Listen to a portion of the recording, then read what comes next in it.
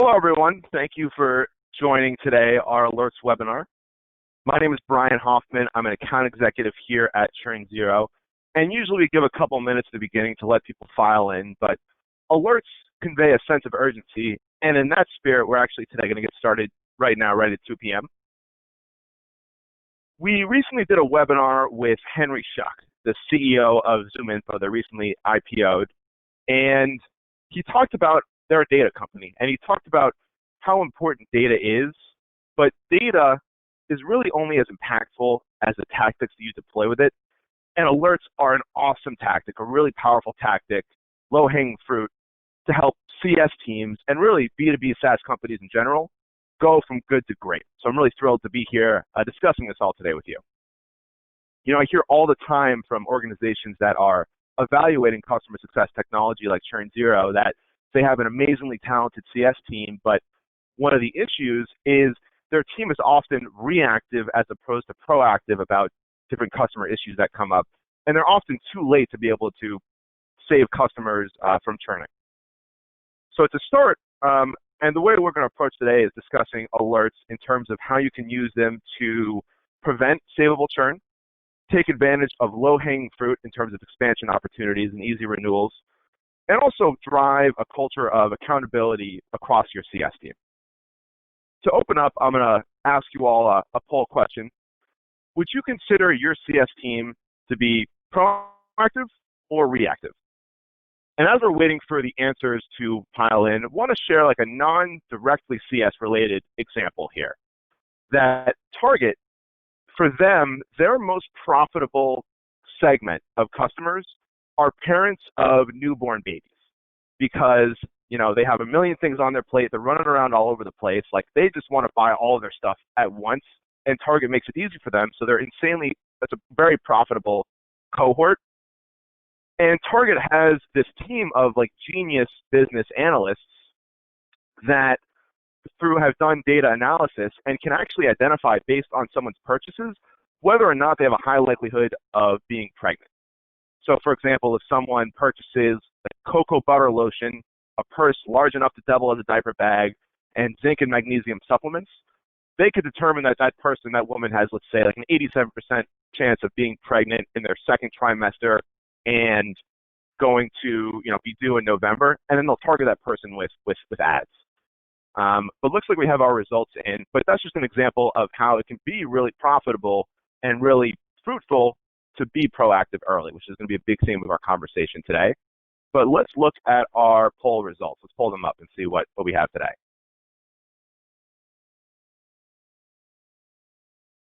And wow, we have a 50-50 split right on the button. So we have a lot of people that are being really proactive, which is great, and a lot of people that are looking to be more proactive and are currently reactive. And thanks for joining today. Like, hopefully you walk away with some tactics that can help you be more proactive. And within ChurnZero, the tactic that we have out of the box is using alerts. And something I want to mention up front is we're going to talk about a lot of different types of alerts today. You don't need to know all of this yourself. A big part of what we offer at ChurnZero throughout the customer lifecycle of you being a client is really helping guide you and help you strategize what types of alerts you should build out based on your specific use cases, because no two organizations are exactly the same.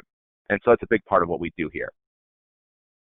And with alerts, you can get alerted however you want. So the most popular way that we see for organizations that have Slack is to get real-time Slack alerts. So as soon as something happens, immediately get pinged via Slack. We can also do real-time email alerts. If you're logged into ChurnZero, you'll get a real-time alert as well. And you can even, on our alerts bar, pin any alerts that you want to be aware of but maybe save for later. We also have an email daily digest that you can set up. So on a daily basis, you wake up in the morning and see any important alerts.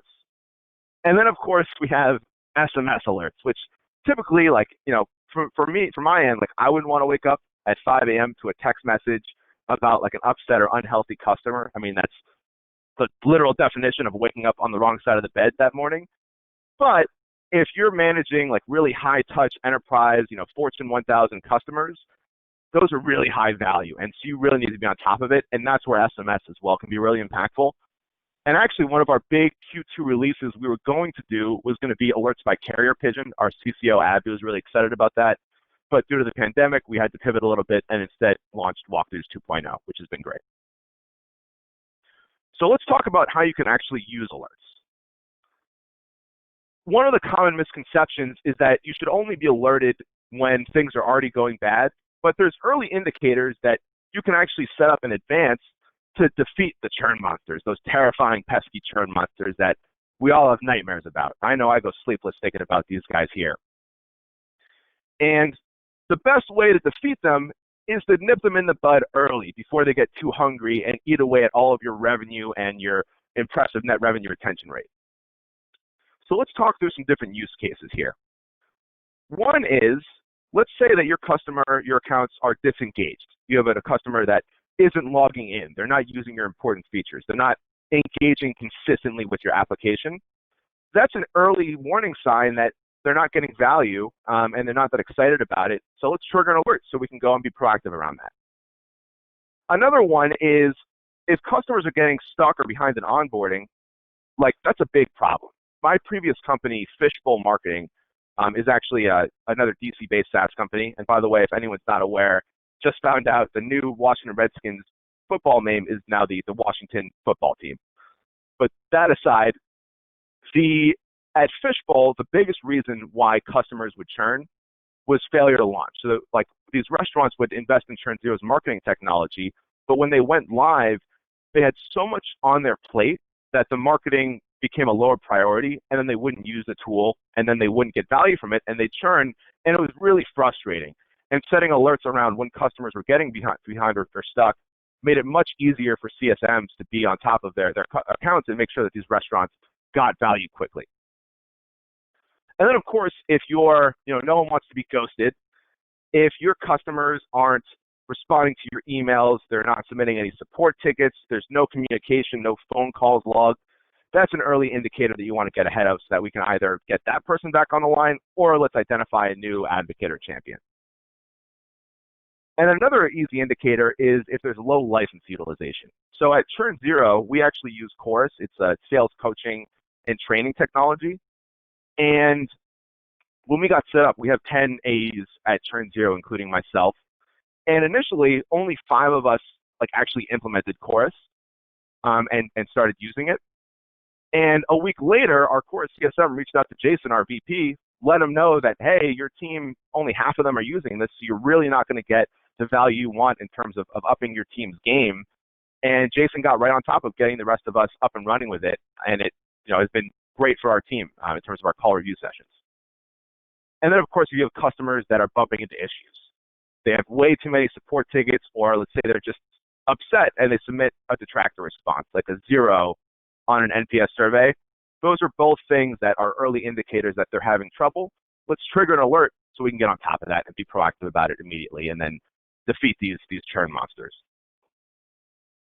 So, of course, recommend being proactive about that as early as possible. But, of course, some of those churn monsters are going to grow into full-blown behemoths. And, of course, there's going to be situations, no matter our best laid plans, that there's going to be these burning crop fires and issues we need to deal with our customers. And, of course, we have alerts around that as well. One really frustrating one is, let's say that you have a customer that's your number one, they've served as a reference, they're having amazing success, you have your champion there's awesome, and then all of a sudden they leave. I mean, it's totally outside of your control, but immediately that account is at a higher risk of churn, and you need to get on top of that as soon as possible. And there's lots of different indicators that you can set up as alerts to notify you that they either have already left or they might have left. For example, within LinkedIn Sales Navigator, if you have that and integrated with Salesforce, that can trigger a ChurnZero alert that they've left. But often that's actually too late. We want to know about it even before they've updated their profile to their new job. So some other easy indicators are, let's say their user profile has been deleted, or their usage ceases. They aren't engaging with the platform at all, whereas previously they were in there multiple times a day. That's an easy indicator. And then another one, similar to the ghosted one, is if they're not opening, all of a sudden they're not opening or responding to any of your emails, that's an easy indicator as well that they very well might have left, unless, of course, they've gone on vacation. But at least you should know about that either way. Next is is one of my favorite churn monsters, the cash-strapped churn monster. You know, I've been on plenty of dates where I've tried to pull that move. I'll pull out my pockets and there's nothing there, and yeah, I'm still single currently. But if payment fails, that is a big issue that you need to get on top of. We actually recommend, like, the biggest contributor to involuntary churn is if billing information expires. So we recommend that you're proactive about this even earlier in terms of having notifications around expiration dates. But let's say that someone's payment fails, you of course want to get on top of that as soon as possible to get updated payment information and continue to have a strong and successful relationship with them. And then of course, you know, sometimes your customers might be looking around the block at some of your competitors and seeing if the grass is greener. One indicator of that is that they start to export their data. That's an easy red flag that you should get on top of as soon as possible. Now, they might not be looking to leave to a competitor. Maybe they're just leaving in general. But either way, that's a very straightforward alert that we recommend to a lot of our clients. And then another one, for anyone that's not familiar with G2 Crowd, it's a great aggregator of like online B2B verified reviews. And if you're a client of theirs, what's really cool is you can actually get alerts, not on the contact level, but at the account level, that if any of your customers are comparing you to competitors, that can be an alert. And so if they're poking around on G2 Crowd at other tools in your space, that's an indicator that they might be at a higher risk of leaving and going to a competitor. So definitely a good alert to set up there. Now, those have all been alerts about preventing bad things from happening, which is a really strong use case around alerts. But another misconception is that they're only used for that, whereas they can also be used to start to cultivate future success as well.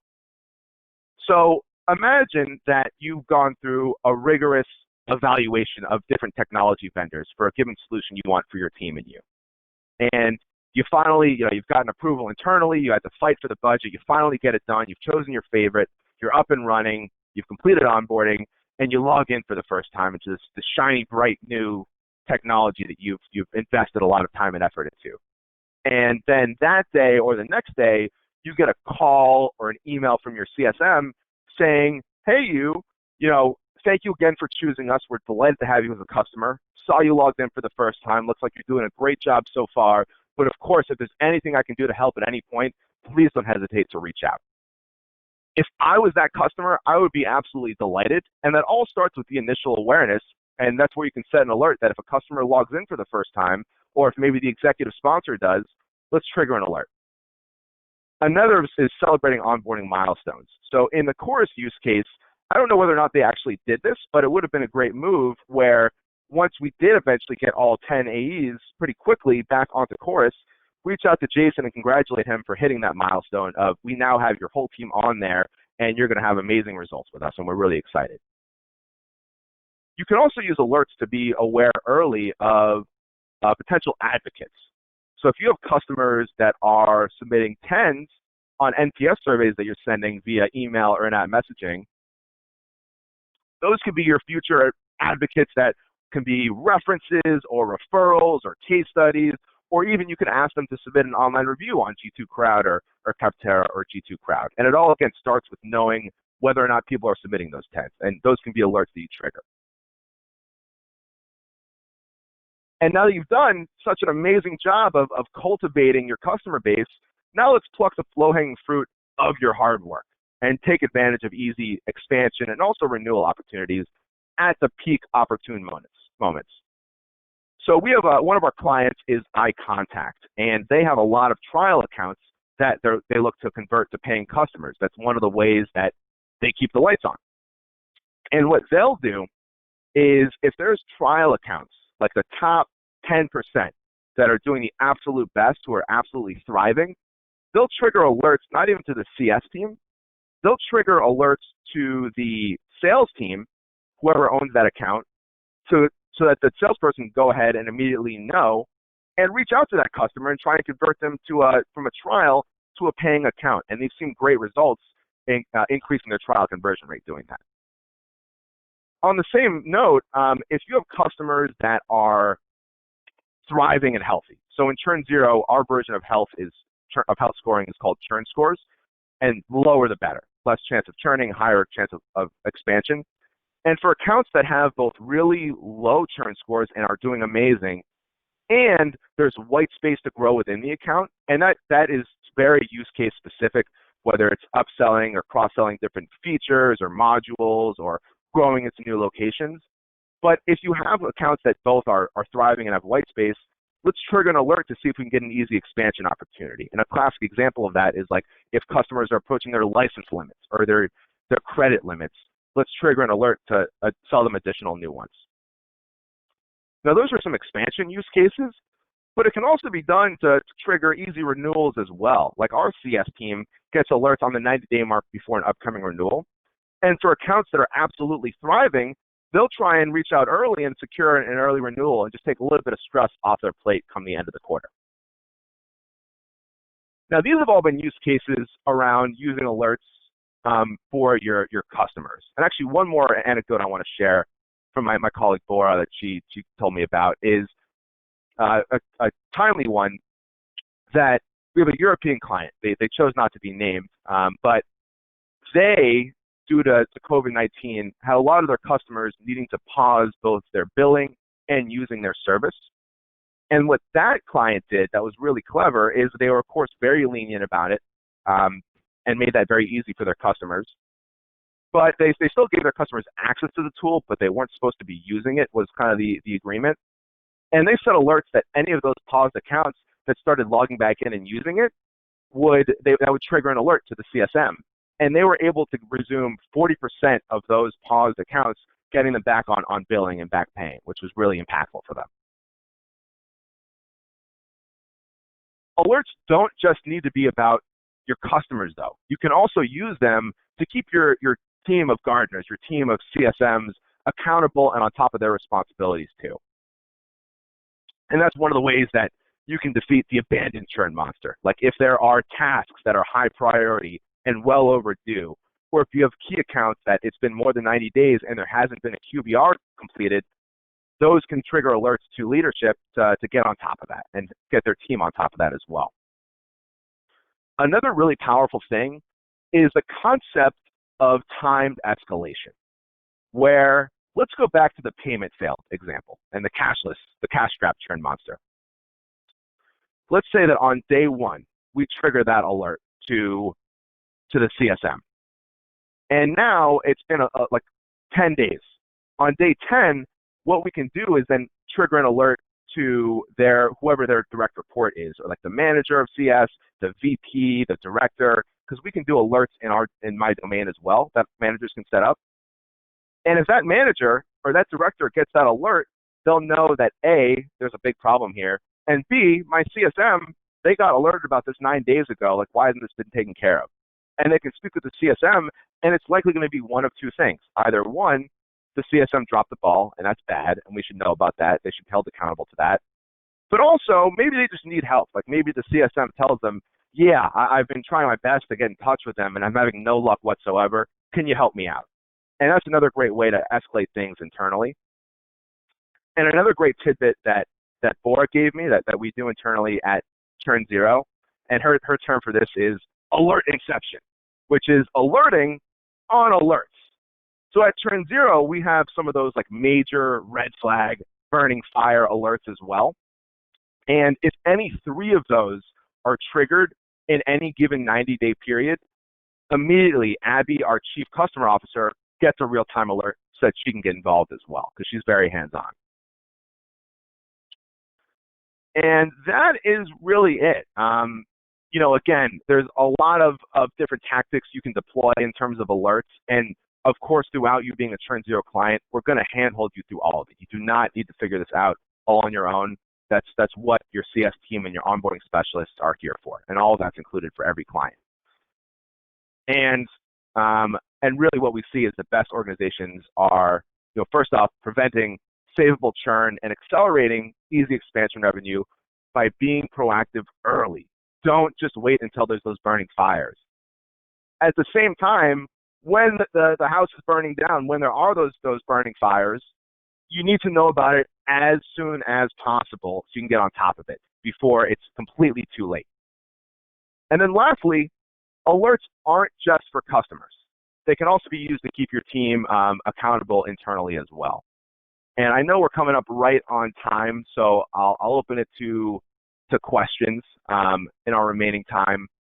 And we have one from Marla, who asks, how can you trigger alerts to the sales team when ChurnZero is for CSMs? So great questions, and I'll end on this question because we're at time, is within ChurnZero, we have really strong bi-directional integrations with CRMs, the two most common being Salesforce and also HubSpot, but there's half a dozen other as well. And even though it's really only designed for the CSMs to be living in ChurnZero day in, day out, let's say there's a team of like 100 salespeople and one CSM. All 101 of those people are going to exist as users in ChurnZero. Only the CSM is going to actually be living in ChurnZero, and the others will just be kind of dormant in the background. But that does empower you to give you the ability to trigger alerts to them as well, which is exactly what iContact does. So that's all the time we have for today. Very happy to answer any additional questions offline. Please don't hesitate to email me or reach out to me. And thank you again so much for attending today, and hope you all have a great rest of your day. Take care, everyone.